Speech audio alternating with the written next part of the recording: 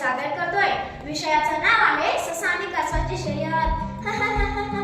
तुम्हाला पण हसवले ना? कारण तुम्हाला वाटलं असेल की ससा आणि कासवाच्या शर्यतीची गोष्ट आम्हाला माहित आहे. पण तुमची गोष्ट जिथे संपते ना तिथून माझी गोष्ट सुरू होते. एक फार मोठं जंगल होतं. त्या जंगलात खूप सारे प्राणी पक्षी राहत होते आणि त्या जंगलात एक रामू नावाचा ससा राहत होता.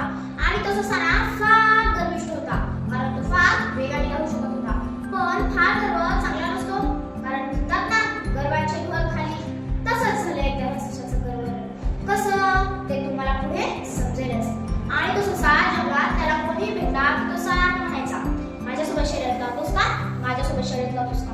पण कोणी त्याच्या नादालाच लागत नसे. एके दिवशी तो कासवाकडे गेला आणि कासवाला म्हणाला, तू माझ्यासोबत शर्यत लावतोस का. कासव म्हणाले, अहो ससुका, तुम्ही कुठं आणि आम्ही कुठं. तुम्ही तर वाऱ्याच्या वेगाने धावता, आम्हाला धावण्याचं तर लांबच, आम्हाला तर नीट चालता पण येत नाही हो.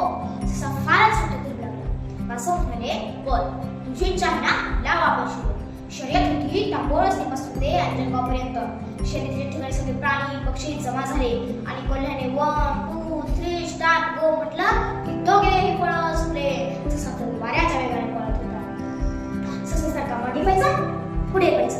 सशाला निवंत कापलं होतं. सशाला जाता जाता गाजराची विकार शेती दिसली आणि खळखळत होणारे झरे दिसले.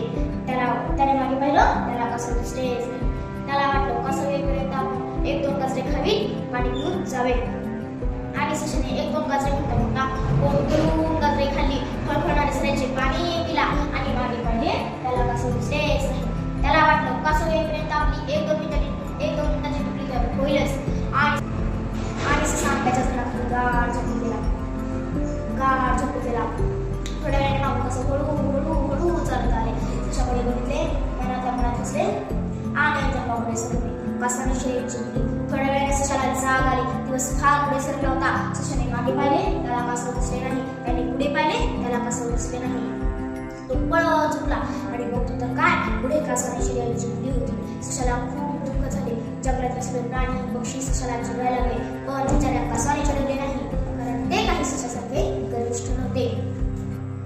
काही दिवसांनी ससा पुन्हा एकदा कासवाकडे आला आणि कासवाला म्हणाला, तू माझ्यासोबत शर्यत लावतोस का. कासव म्हणाले, हो रे बाबा. ससा फारच हट्ट धरू लागला. कासव म्हणाले, बर तुझी इच्छा आहे ना, तर लाव आपण आणखी शर्यत होती तांबोळसपासून ते अंजनगावपर्यंत. शर्यतीच्या ठिकाणी सगळे जमा झाले. गोळीचा बार उडाला. दोघेही पळत सुटले. ससा तर घोड्यासारखे पळत होता. आणि सशाला जाता जाता कोळी गाजरे दिसली, कोबी दिसले, टोमॅटो दिसले, बीट दिसले, खळखळणारे झरे दिसले. पण तो बिलकुल विचारी झाला नाही. तो अजिबात मोहात पडला नाही. तो जो सुटला तो जिंकूनच थांबला. मागून कसं हळू चालत आले आणि बघतो तर काय, सशाने शर्यत जिंकली होती. ससा कासवाला जिंकायला लागला, पण कासवाने ते मनावर घेतले नाही, कारण त्याला माहित होतं असफलता एक चुनौती है, उसे स्वीकार करो. क्या कमी रह गई देखो और सुधार करो. जब तक सफल ना हो नींदे चैन को त्यागो तुम. संघर्ष का मैदान छोड़कर मत भागो तुम. कुछ किए बिना जय जयकार नहीं होती. कोशिश करने वाले की कभी हार नहीं होती. म्हणून कासवाने ते मनावर घेतले नाही. काही दिवसांनी सशाला पुन्हा एकदा शर्यत लावायची नजर आली. तो कासवाला फारच आग्रह करू लागला.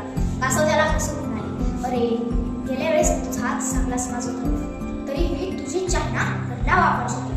मात्र शर्यतीचा मार्ग मात्र मी ठरवणार. आता शर्यतीचा मार्ग तांबोळसपासून ते अंजनगावपर्यंत नाही, तांबोळसपासून ते वाकापर्यंत. ससा म्हणाला, अरे वाकापर्यंतच काय, 12 सुरू पडायला तयार आहे तुझ्यासोबत. शर्यत सुरू झाली. तोफेचा बार गडाडला. दोघेही पळत सुटले. ससा तर अंगात 20 सेंचरल्यासारखा पळत होता आणि सशाच्या गड्डा अचानक ब्रेक लागला आणि पुढे बघतो तर काय, वाकाची सिंगाला तर भला मोठा पूर आला होता. सशाला पाण्यात उभी वाटायचे, पण त्याला पोहताच येत नव्हते. म्हणून सशाने पाण्यात उतरण्याचे खरंच केले नाही. थोड्या वेळ कासव हळू चालत आले. सशाकडे बघितले, मनात हसले आणि पाण्यात डुबुक कर उडी मारली. कासव पोहत कासव पलीकडे गेले. कासवाने शर्यत जिंकली. सशाला खूप झाले. तो आज त्याला अनुभवाने बोर लागला. तो सतत विचार करायचा की हे असं कसं झालं. तो माणसानेच पडला. एके दिवशी त्याला भेटायला कासव त्याच्या घरी गेले आणि म्हणाले, मित्रा निराश होऊ नकोस, धावण्यामध्ये तुझा हात कोणी धरू शकत नाही. मात्र तरीही आजपासून आपण शर्यत लावायचीच आहे. जर लावायचीच आहे तर एक ठरवूया. जिथे पाणी आणि नदी अडली तिथे तू माझ्या पाठीवर असायचा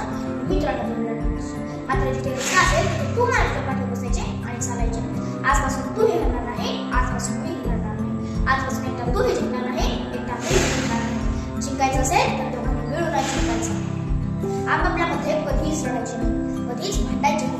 म्हणून मित्रांनो, मला तुम्हाला हेच सांगायचे आहे की आपण कधी कुणाला हरवण्यासाठी खेळायचे नाही.